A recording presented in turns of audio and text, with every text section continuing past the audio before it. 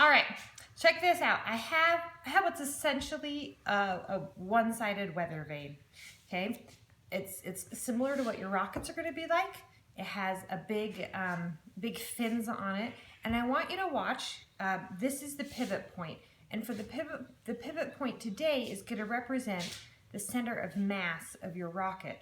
The rocket always pivots around the center of mass. This isn't the center of mass, but it's representing it because that is where I have told it it's going to pivot, okay? So as I pull this through the air, see how it always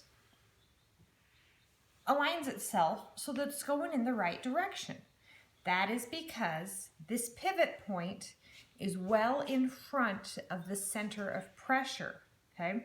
Now, there is a way to measure and figure out where the center of pressure is. I'm going to teach that to you next week, okay? But the center of mass is pulled forward when you have weight on the end of your rocket. Let's see what happens when the center of mass, or the pivot point, is farther back. Okay?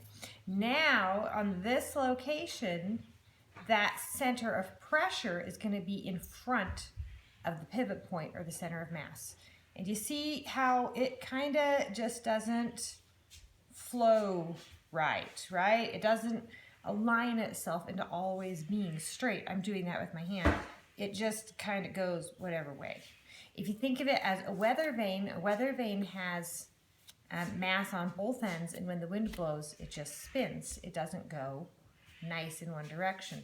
We want our rockets to go nice in one direction, so make sure you have some mass at the tip of your rocket to pull that center of mass forward so that it is in front of the center of pressure.